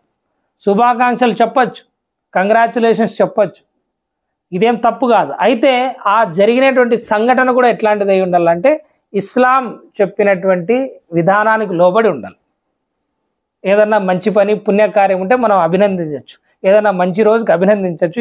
ఇటువంటి దాంట్లో ఎటువంటి దోషం లేదు. నా సహచరులు ఇద్దరు వద్దకు కూడా శుభవార్తను అందజేసే వాళ్ళు వెళ్ళారు. ఒకతను గుర్రాన్ని పరిగెత్తిస్తూ నా వైపు రాసాగాడు. అక్కడ కొండ మీద విని ఈయన ఫజర్ నమాజ్ అయిన తర్వాత ప్రవక్త గారి దగ్గరికి వెళ్తున్నారు. ఎంతలోనే ఒకతను గుర్రం వేసుకొని తొందరగా నా వైపుకి వచ్చి అతను కొండెక్కాడు. అతని కంఠస్వరం గుర్రం పరుగు కన్నా వేగంగా ఉంది. అతను నా దగ్గరికి వచ్చి శుభవార్తను వినిపించాడు. ఆ శుభవార్త పలుకులు విన్నంతనే నేను నా ఒంటి మీద బట్టలు తీసి అతనికి తొడిగిచ్చాను. అల్లా సాక్షి, ఆ రోజు నా దగ్గర ఆ బట్టలు తప్ప మరే ఆస్తి లేదు. ఏదన్నా ఉంటే నా దగ్గర ఇచ్చేవాడిని, కానీ నా దగ్గర ఆ సంతోషానికి పట్టలేక నా దగ్గర ఉండే బట్టలు ఆయనకి ఇచ్చేసి నేను వెళ్ళి వేరే వాళ్ళ దగ్గర బట్టలు తీసుకొని ప్రవక్త గారి దగ్గరికి బయలుదేరాను. అంత సంతోషం వచ్చింది. దీంట్లో ఇంకో పాయింట్ మీకు తెలిసేది ఏమంటే, ఎవరైనా మనకు శుభవార్తనిచ్చినా, ఏదైనా మేలు చేకూర్చే మాట చెప్పినా, వాళ్ళకి ఏదైనా గిఫ్ట్ ఇవ్వడం కానీ, వాళ్ళని అభినందించడం కానీ, కృతజ్ఞతలు చెప్పడం కానీ ఇవి కూడా చేయొచ్చు. ఎవరైనా వచ్చి ఒక మంచి మాట చెప్పినారు, ఏదైనా స్వీట్ ఇవ్వడమో, లేదా టీ ఇవ్వడమో, కాఫీ ఇవ్వడమో, ఏదైనా సరే మనం ఇట్లాంటివి ఇవ్వడం కూడా సహాబాల సున్నతే. తర్వాత వేరే వాళ్ళ బట్టలు తీసుకొని నేను తొడుక్కున్నాను, ప్రవక్త గారిని కలవాలని బయలుదేరాను. దారిలో తండోపతండాలుగా జనం వచ్చి పశ్చాత్తాపం అంగీకరించబడినందుకు మాకు శుభాకాంక్షలు తెలియజేశారు. శుభం నీకు, శుభం నీకు, నీకు ఖైర్ అవుగాక, శుభం అవుగా కానీ మాకు శుభాకాంక్షలు తెలియజేశారు. నేను మస్జిదే నబవీలోకి ప్రవేశించాను. అక్కడ ప్రవక్త గారు ప్రజల మధ్య కూర్చొని ఉన్నారు. నన్ను చూడగానే అక్కడ ఉన్నటువంటి వాళ్ళలో సహాబాల్లో తల్హా బిన్ ఉబైదుల్లా, హజరత్ తల్హా గారు ఒక్కసారిగా నా మీదకు గెంతి కరచాలనం చేస్తూ శుభాకాంక్షలు తెలియజేస్తూ నన్ను చుట్టుముట్టారు. అయితే అల్లా సాక్షి, ముహాజిర్లలో తల్హా తప్ప ఇంకెవ్వరూ ఆ విధంగా నిలవలేదు. తల్హా మాత్రం ఈయనకు చాలా మంచి ఫ్రెండ్, వచ్చి అంత ఆనందం వేసింది అల్లాహ్ తఆలా ఆయన తౌబాని యాక్సెప్ట్ చేసినందుకు. ఇక్కడ ఇంకొక పాయింట్ కూడా మీరు గుర్తుపెట్టుకోవాలి. ఎవరైనా ఒక వ్యక్తి వస్తా అంటే ఆ వ్యక్తి కోసం మనం లేచి నిలబడి స్వాగతించడం, ఇందులో ఎటువంటి దోషం లేదు. కానీ అతని గౌరవం కోసం, అతని గౌరవార్థం నిలబడడం మాత్రం తప్పు. అదే అంటే ఆయన కూర్చొని ఉంటే మనం చేతులు కట్టుకొని నిలబడ్డం, అతనికి గౌరవంగా నిలబడ్డం, ఇట్లాంటి పనులు చేయకూడదు. ఒకవేళ మనం చేసినా అతను చేయించుకోకూడదు. ఎందుకంటే ప్రవక్త సల్లల్లాహు అలైహి వసల్లం గారు చెప్పారు, హజరతే మావియా రదియల్లాహు తఆలా అన్హు గారి యొక్క ఉల్లేఖనం ఉంది తిర్మిజీ షరీఫ్లో, ఎవరైతే తన రాక కోసం ప్రజలు లేచి నిలబడాలని కోరుకుంటాడో, తాను వస్తే ప్రజలు లేచి నిలబడాలని కోరుకుంటాడో, అతని యొక్క స్థానాన్ని నరకంలో చూసుకోమనండి అన్నారు ప్రవక్త సల్లల్లాహు అలైహి వసల్లం. మనం గౌరవంగా ఒకవేళ నిలబడి వెళ్ళి యాక్సెప్ట్ చేసినా, వెల్కమ్ చేసినా, లేదా వాళ్ళు కూర్చునేంత వరకు నిలబడినా మనం చేసినా చెల్లుతుంది మనం అభిమానం ప్రకారం. కానీ వాళ్ళు చేయించుకోకూడదు, వాళ్ళు మందలించాలి. ఒకవేళ వాళ్ళ మనసుల్లో చేయించుకోవాలనే ఆలోచన కనుక ఉంటే అతను ఎంత పెద్దవాడైనా సరే ప్రవక్త సల్లల్లాహు అలైహి వసల్లం గారు అంటారు, అతని నివాసం నరకంలో చూసుకోండి. ఇకపోతే వచ్చి అందరూ కంగ్రాచులేషన్ చెప్తారు, అభినందిస్తూ ఉన్నారు. ప్రవక్త సల్లల్లాహు అలైహి వసల్లం గారి దగ్గరకు వచ్చారు. కాబ్ గారు అంటున్నారు, నేను వెళ్ళి ప్రవక్త సల్లల్లాహు అలైహి వసల్లం గారికి సలాం చేశాను. ఇన్నాళ్ళు సలాం చేస్తారు, జవాబు రాలేదు. ఇప్పుడు ఆయన పవిత్రమైనటువంటి ముఖార విందం ఆనందంతో వెలిగిపోతా ఉంది. తన సహాబాల ఎక్కువ మన్నింపు జరిగినందుకు ప్రవక్త సల్లల్లాహు అలైహి వసల్లం గారు ఎంత సంతోషిస్తారంటే ఆయన ముఖం వెలిగిపోతా ఉంది. ప్రవక్త గారు అన్నారు, ఈ రోజు నీకు శుభప్రదమవుగాక, నీ తల్లి నీకు జన్మనిచ్చిన రోజు నుంచి నీ జీవితంలో ఇంతకంటే మంచి రోజు ఇంకొకటి లేదు అని. సుబ్హానల్లాహ్, సుబ్హాన్. దీన్ని బట్టి అర్థమయ్యేది ఏమిటంటే మనకు అసలైన పండగ, అసలైన మంచి దినం ఏది అంటే అల్లా మనల్ని మన్నించిన రోజు. అల్లా మనల్ని మన్నించిన రోజు, అల్లా మనల్ని పట్టుకోకోకుండా నరకంలో వేయకోకుండా స్వర్గంలో వేసిన రోజు మనకు అసలైన పండుగ రోజు. ఆ రోజు అసలైన బారాత్, ఆ రోజు అసలైన మంచి దినం, ఆ రోజు అసలైనటువంటి పండుగ. మిగతావన్నీ కూడా ఈ దునియాలో చేసుకునేటివే, ఈ ప్రపంచంలో చేసుకునేటివే. ప్రవక్త గారు అంటున్నారు, అల్లా నిన్ను మన్నించినాడు, నువ్వు పుట్టినప్పటి నుండి, నీ తల్లి నీకు జన్మనిచ్చినప్పటి నుండి ఈ రోజే నీకు అత్యంత మంచిది. ఇంకా అంటున్నారు, దాంతో నేను, ఓ ప్రవక్త, ఈ శుభవార్త మీ తరఫు నుండా లేక అల్లా తరఫు నుండా అని. అప్పటికి ఆయతలు అవతరించబడినట్టు ఇంకా తెలియదు, ప్రవక్త గారు మన్నించినారా లేదంటే అల్లా కూడా మన్నించినాడా అని. సుబ్హానల్లాహ్, అల్లా అంటే ఎంత భయం. ప్రవక్త, ఈ మన్నింపు మీ దగ్గర నుంచి వచ్చిందా అల్లా దగ్గర నుంచి వచ్చిందా అని. దాంతో ప్రవక్త సల్లల్లాహు అలైహి వసల్లం గారు, లేదు లేదు, ఈ శుభవార్త అల్లా తరఫు నుండి వచ్చింది అన్నారు. సుబ్హానల్లాహ్, సుబ్హాన్. అప్పుడు ప్రియప్రవక్త సల్లల్లాహు అలైహి వసల్లం గారు సంతోషంగా ఉన్నప్పుడు ఆయన ముఖార విందం చంద్రబింబంలా ప్రకాశవంతమైపోతుంది. దాన్ని బట్టి మేము ఆయన చాలా సంతోషంగా ఉన్నారని పసిగట్టేవాళ్ళు. ప్రవక్త గారి ముఖం ఎంత ఎక్స్ప్రెసివ్ అంటే సంతోషం వస్తే ఆయన బుగ్గలు ఎరుపెక్కేవి, ఇక్క బాగా ముఖం అంతా విరిగిపోయేది. కోపం వచ్చినప్పుడు ఆయన బుగ్గల మీద ఇక్కడంతా ఎంత ఎర్రగా తయారయ్యేదంటే ఆ కోపం వల్ల. ప్రవక్త సల్లల్లాహు అలైహి వసల్లం గారి యొక్క సహాబాలు అంటారు, ఆయన చెంపలు దానిమ్మ పండు గింజలలాగా రక్తంతో మరిగినట్టుగా అయ్యేవి. రక్తంతో నిండి దానిమ్మ పండు గింజలు ఎట్లుంటాయి అట్లా ఉండేవి ఆయన. కాబట్టి ఆ పరిస్థితుల్లో ఉన్నప్పుడు ఎవరు దగ్గరికి పోయేవాళ్ళు కాదు. సంతోషంగా ఉన్నప్పుడు ఇంత ముఖార విందం వెలిగిపోతూ ఉండేది. నేను ఆయన ముందు కూర్చొని, ఓ ప్రవక్త, నా పశ్చాత్తాపం అంగీకరించబడినందుకు కృతజ్ఞతగా నేను నా ధనాన్నంతటిని అల్లా మరియు ఆయన ప్రవక్త మార్గంలో దానం చేయాలనుకుంటున్నాను అన్నారు. సుబ్హానల్లాహ్. తౌబా యాక్సెప్ట్ అయితే మొత్తం ధనం అంతా ఇచ్చేస్తాను అంటున్నారు. మనం ఇస్తామా? దానికి ప్రవక్త సల్లల్లాహు అలైహి వసల్లం గారు, అంతా వద్దు, కొంత పెట్టుకొని నీ దగ్గరే, అది నీ కోసమే మంచిది అన్నారు. దాంతో నేను, సరే, ఖైబర్ యుద్ధంలో నాకు దక్కిన వాటా పెట్టుకుంటాను, మిగతాదంతా పనిచేస్తాను అన్నాను. ఇంకా ఇలా కూడా అన్నాను, ఓ ప్రవక్త, నిజం చెప్పినందుకు అల్లాహ్ తఆలా నాకు విముక్తికి నొసగాడు, నిజాత్ కల్పించాడు, నరకం నుంచి నన్ను రక్షించాడు. కనుక నా పశ్చాత్తాపంలో భాగంగా, నా తౌబాకు గుర్తుగా నా జీవితంలో ఇక ముందు ఎప్పుడూ కూడా అబద్ధం చెప్పను, నిజం మాత్రమే చెబుతానని ప్రమాణం చేస్తున్నాను అన్నారు. సుబ్హానల్లాహ్, సుబ్హానల్లాహ్. అల్లా సాక్షి, దైవ ప్రవక్త గారి ముందు ఈ వాగ్దానం చేసినప్పటి నుండి, ఈ ప్రమాణం చేసినప్పటి నుండి, ఈ హదీస్ చెప్పే వరకు, నేటి వరకు కూడా అల్లాహ్ తఆలా నిజం చెప్పినందుకు నన్ను కరుణించినంతగా, నన్ను కటాక్షించినంతగా ఏ ముస్లింని కటాక్షించినట్టు నేను చూడలేదు అంటారు. సుబ్హానల్లాహ్, సుబ్హానల్లాహ్. నిజం చెప్పినందుకు, చెప్తూనే ఉన్నందుకు అల్లాహ్ తఆలా నాకు ఇచ్చిన బర్కత్ ఇంకెవరికి ఇవ్వలేదు, నాకు చూపించినటువంటి అనుగ్రహాలు అల్లాహ్ తఆలా ఇంకెవ్వరికి ఇవ్వలేదు అని కాబ్ బిన్ మాలిక్ గారు చెప్తున్నారు. అల్లాహ్ సాక్షి, ప్రవక్త గారి ముందు వాగ్దానం చేసినటువంటి రోజు నుంచి నేను ఈ రోజు వరకు ఎప్పుడూ అబద్ధం ఆడలేదు. ఇక ముందు కూడా బతికి ఉన్నంత కాలం వరకు ఎప్పుడూ కూడా అబద్ధాలు పలకకుండా అల్లాహ్ నన్ను రక్షిస్తూనే ఉండాలని ఆశిస్తున్నాను. ఇందులో సహాబాల మాటలు పలికే తీరు మీరు గమనించాలి. అల్లాహ్ నన్ను రక్షిస్తాడని ఆశిస్తున్నాను, గొప్పలు చెప్పుకోవడంలే మన మాదిరే, నేను చేస్తా ఉంటా అని చెప్పడంలే. అల్లాహ్ నన్ను ఇక మీదట కూడా అబద్ధాలు చెప్పుకోకుండా రక్షించాలని ఆశిస్తా ఉన్నా. మనము ఎట్లా చెప్తాం, నా జీవితంలో ఇది చేయలేనినది, నేను ఎప్పుడు చేయను, సింహం ఆకలేస్తే గడ్డి తినదు, ఇట్లాంటి డైలాగులు వస్తాయి మన దగ్గర. కానీ సహాబాలు ఎల్లప్పుడూ అల్లాహ్ దగ్గర అణిగిమణిగి ఉండేవాళ్ళు. అల్లాహ్ దయదలిస్తే ఇప్పుడు, ఇంతకుముందు కూడా చెప్పలేదు, ఇప్పుడు కూడా నేను అల్లాహ్ దయ వల్ల చెప్పను. అల్లాహ్ నాకు ఆ భాగ్యం కల్పించాలా అని, అల్లాహ్ మనందరికీ కూడా ఆ భాగ్యం కల్పించాలి. ఆమీన్. అల్లాహ్ తఆలా ఖురాన్లో చెప్పినటువంటి ఆయతును హజరత్ కాబ్ బిన్ మాలిక్ రదియల్లాహు తఆలా అన్హు గారు తెలియజేస్తున్నారు. అల్లాహ్ ఎందుకు మన్నించినాడు వాళ్ళను అంటే, సూరా తౌబాలో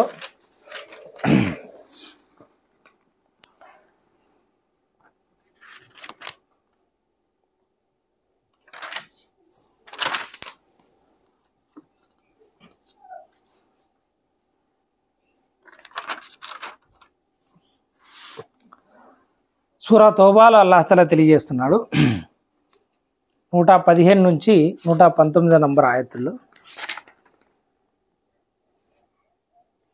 ప్రవక్త వైపుకు కష్టకాలంలో ప్రవక్తను వెన్నంటి ఉన్న ముహాజిర్లు అన్సార్ల వైపుకు అల్లా మరలాడు. ఎందుకంటే వీళ్ళందరూ కష్టకాలంలో ఎవరితో పాటు ఉన్నారు? ప్రవక్త గారితో పాటు ఉన్నారు. ఎక్కడి నుంచి ఉన్నారు? ఈయన బైతే ఉకబా, ఇంకా మదీనాకు రాకముందు నుంచి కూడా ప్రవక్తకు తోడుగా ఉన్నారు. అందుకే అల్లా వారి వైపుకు మరలాడు. వారిలో కొందరి హృదయాలు తడబాటుకు లోనయ్యాయి. ఆ పంటలు పండినాయనో లేదంటే నిర్లక్ష్యంతోనో వెయిట్ చేసుకుంటా ఈయన పోలేదు కదా, అల్లా అంటున్నాడు వారి హృదయాలు తడబాటుకు లోనైనప్పుడు తర్వాత ఆయన వారి పొరపాటును మన్నించాడు. నిశ్చయంగా ఆయన వారి ఎడల వాత్సల్యం కలవాడు, కరుణామయుడు అని అల్లాహ్ తఆలా మన్నించడం జరిగింది. కాబట్టి ప్రవక్త సల్లల్లాహు అలైహి వసల్లం గారి దగ్గర కాబ్ బిన్ మాలిక్ రదియల్లాహు తఆలా అన్హు గారు అత్యంత ఉన్నతమైనటువంటి స్థానాన్ని పొందడం జరిగింది. ఆ సంఘటన తర్వాత నుంచి ఏమైపోయిందంటే, ఈ సూరా తౌబా అనేది ఏదైతే ఉందో, ఈ సూరా గనక మీరు చదివితే దీనికి బిస్మిల్లాహిర్ రహమానిర్ రహీం కూడా ఉండదు. ఖురాన్లో ఒకే ఒక సూరా, దాని ముందు బిస్మిల్లా మనం చదవం. ఆ సూరా పేరేమంటే సూరా తౌబా. ఎందుకు అంటే ఇది అల్లా ఆగ్రహంతో నాజిల్ చేసింది, కోపంతో ఆగ్రహంతో ముష్రికుల మీద మునాఫికుల మీద అవతరింపజేసింది. కానీ ఈ సంఘటన వల్ల కాబ్ బిన్ మాలిక్ గారి ఈ తౌబా వల్ల ఆగ్రహంతో వచ్చినటువంటి ఆ సూరా కాస్త పేరు ఏమైపోయింది? సూరా తౌబా అయిపోయింది. సుబ్హానల్లాహ్. అంటే అల్లాహకు ఏది ఇష్టం అంటే తౌబా చేసుకోవడం ఇష్టం. అల్లా తౌబాని ఇష్టపడినట్టుగా ఇంకా దేన్ని ఇష్టపడ్డు. మనిషి తప్పు చేయడు అని అల్లాహ్ తఆలా ఎక్కడా చెప్పలే. కానీ అల్లా దాసుడు ఎవరంటే తప్పు చేసినా అల్లా దగ్గరికి వెళ్ళి మొరపెట్టుకునేవాడు, వల్ల నేను తప్పు చేసినాను నన్ను మన్నించు అని. అట్లాంటి దాసుని అల్లాహ్ తఆలా ఇష్టపడతారు. ఇక ఈ హదీస్లో మనం గమనించాల్సినటువంటి పాయింట్లు కొన్ని ఉన్నాయి. అదేమిటంటే, ముందు నిజం గురించి, సత్యం పలకడం గురించి. ప్రవక్త సల్లల్లాహు అలైహి వసల్లం గారి యొక్క హదీస్ ఉంది సహీ బుఖారీలో 6094వ నంబర్ హదీస్. ప్రవక్త సల్లల్లాహు అలైహి వసల్లం గారు అంటున్నారు, నిశ్చయంగా నిజం చెప్పడం, సత్యం పలకడం మనిషిని పుణ్యం వైపుకు పిలుస్తుంది. పుణ్యం స్వర్గం వైపుకు పిలుస్తుంది. నిజం ఎక్కడికి పిలుస్తుంది? మంచి చేయడానికి పుణ్యం వైపుకు పిలుస్తుంది. పుణ్యం ఎక్కడికి తీసుకెళ్తుంది? స్వర్గం వైపుకు తీసుకెళ్తుంది. ఒక వ్యక్తి నిజం చెప్తూనే ఉంటాడు, ఆఖరికి అల్లాహ్ తఆలా అతన్ని సిద్దీక్ యొక్క బిరుదుతో, ఆ యొక్క స్థాయితో అతన్ని అల్లాహ్ తఆలా పిలవడం జరుగుతుంది. అతను ఏ స్థానాన్ని పొందుతాడు? సిద్దీక్గా, సత్యవంతుడిగా పొందుతాడు. అబూబకర్ సిద్దీక్ గారు అదే సిద్దీక్ స్థానాన్ని పొందారు. ఇమాం జాఫర్ సాదిక్ గారు అదే సిద్దీక్ స్థానాన్ని పొందారు. అట్లా సత్యవంతుడుగా పిలువబడతాడు. ఇతను నిజాలు చెప్పేవాడుగా ప్రజలు గుర్తిస్తారు. అల్లా వద్ద కూడా ఇతను నిజాలు చెప్పేవాడని రాయబడుతుంది. అదే అబద్ధాలు చెప్పుకుంటూ కూర్చుంటే ప్రవక్త సల్లల్లాహు అలైహి వసల్లం గారు అంటున్నారు, నిశ్చయంగా అబద్ధం పాపం వైపుకు తీసుకెళ్తుంది. పాపం నరకం వైపుకు తీసుకెళ్తుంది. ఎక్కడ స్టార్ట్ అవుతుంది ఇది? నిజం అబద్ధంతో స్టార్ట్ అవుతుంది స్వర్గం నరకాలు. నిజం చెప్తున్నావా, చిన్నగా అల్లాహ్ తఆలా నిన్ను స్వర్గం వైపుకు తీసుకెళ్తాడు. నీ నిజమే నిన్ను స్వర్గం వైపుకు తీసుకెళ్తుంది. కానీ నీకు అబద్ధాలు అలవాటైపోయాయా? చెప్తూనే పోయావా? నీ రాస్తా, నీ మార్గం కాస్త ఎటువైపు పోతుంది? నరకం వైపుకు పోతుంది. ఒక వ్యక్తి అబద్ధం చెబుతూనే ఉంటాడు, ఆఖరికి అతను అల్లా వద్ద అబద్ధాల కోరుగా రాయబడతాడు. మరి అల్లా వద్ద అబద్ధాల కోరుగా రాయబడితే రేపు పొద్దున ఖయామత్తులో నువ్వు చెప్పే సాక్ష్యానికి విలువిస్తాడా? కోర్టులో పోయినారు భయ్, మీకు ఒక ఉదాహరణ చెప్తా. ఈ దునియాలో, ఈ కోర్టులో ఒక వ్యక్తి అబద్ధపు సాక్ష్యం చెప్పినాడని జడ్జికి తెలిసిపోయింది. ఆ తర్వాత అతను నిజం చెప్పినా సరే ఆ జడ్జి అతని సాక్ష్యాన్ని ఒప్పుకోడు. ఇది ఈ కానూన్ ఇక్కడ ఉండేదండి. మరి అల్లాహ్ తఆలా నిన్ను అబద్ధాల కోరుగా రాసేస్తే మరి నీ పరిస్థితి ఏమిటి? నువ్వు రేపొద్దున ఈ సాక్ష్యం చెప్పేదాని గురించి పరిస్థితి ఏమిటి? మరి నువ్వు నీ యొక్క మంచి పనుల గురించి చెప్పే సాక్ష్యాన్ని మరి అల్లాహ్ అంగీకరిస్తాడు. కాబట్టి నిజాన్ని పట్టుకోవాలి. అది మతంలో అయినా సరే, బయట అయినా సరే.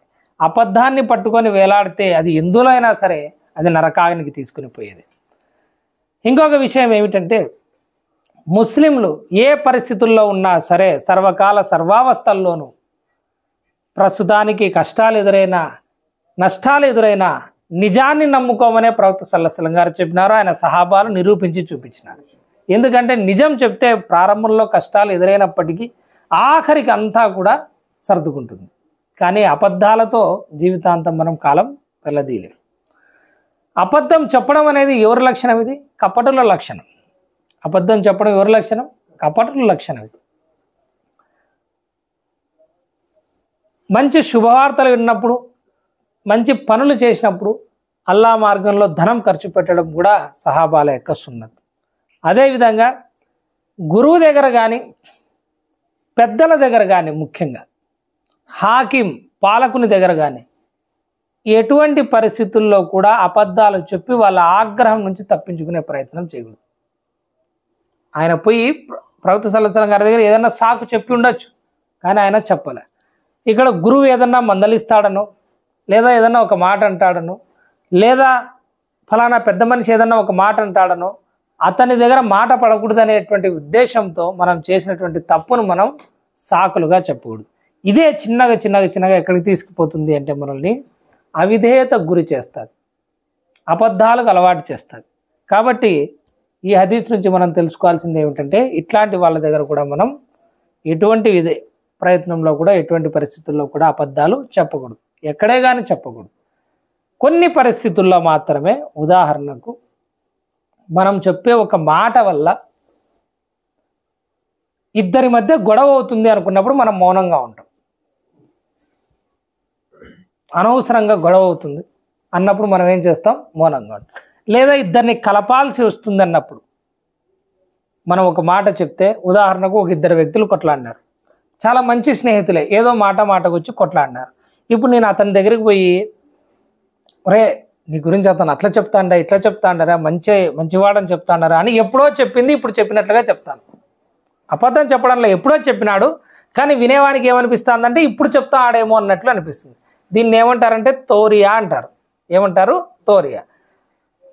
నా వైపు నుంచి చూస్తే అబద్ధంగా కనిపిస్తుంది, కానీ ఎదుటివానికి ఏమనిపిస్తుంది? అది అబద్ధం కాదనమాట, వేరే మాట మార్చి చెప్పడం. ఇద్దరిని కలపడానికి కానీ, రెండు కుటుంబాలని కలపడానికి కానీ, లేదా భార్య భర్తలకు కానీ కలపడానికి కానీ ఇట్లాంటివి చెప్పినా తప్పు లేదు. కానీ నీ సొంత లాభం కోసం ఏదన్నా నువ్వు చెప్పినావు అంటే అది అబద్ధంగా పరిగణిస్తాడు అల్లాహ్ తఆలా. ఎంతగా అంటే ఒక సహాబీ ఉండేది, ఒక ఆమె తన కొడుకుని, ఓ అబ్దుల్లా ఇటు రా అని ఇట్లా చేయి ఇట్లా వెనక్కి పెట్టుకుంటుంది. అంటే చేతిలో ఏదో ఉంది, రా ఇస్తాను అని. అప్పుడు ప్రవక్త సల్లల్లాహు అలైహి వసల్లం గారు అది చూసి, ఒకవేళ ఆయన వచ్చి తీసుకుంటాడు, వెళ్ళిపోతుంది. ఒకవేళ ఆ చేతిలో గనక నీ దగ్గర ఏమీ లేకపోతే అల్లా దీన్ని ఒక అబద్ధంగా రాస్తాడు అని. అల్లాహు అక్బర్ కబీర్. ఇంత నిజాయితీ మెయింటైన్ చేసేవాళ్ళు మన యొక్క సహాబాలు, వాళ్ళ తర్వాత వచ్చినటువంటి తాబీయిన్లు, ముహద్దిసీన్లు. కాబట్టి ఎప్పుడూ కూడా మనం సత్యాన్ని నమ్ముకోవాలా. ఈ హదీస్ నుంచి మనం అదే ఈ రోజున నేర్చుకొని పోవాలి. అల్లాహ్ తఆలాతో దువా చేస్తున్నాను, అల్లాహ్ తఆలా మనందరికీ కూడా ప్రియ ప్రవక్త సల్లల్లాహు అలైహి వసల్లం గారు చూపినటువంటి మార్గంలో నడిచే విధంగా అల్లాహ్ తఆలా మనల్ని అందరినీ అనుగ్రహించుగాక. సత్యాన్ని నమ్ముకొని ఉన్నటువంటి భాగ్యాన్ని ప్రసాదించుగాక. అబద్ధాల నుండి దూరమయ్యే భాగ్యాన్ని ప్రసాదించుగాక. అబద్ధాలను విడిచిపెట్టేటువంటి భాగ్యాన్ని ప్రసాదించుగాక. అల్లాహ్ తఆలా మనందరి తౌబాని అంగీకరించుగాక.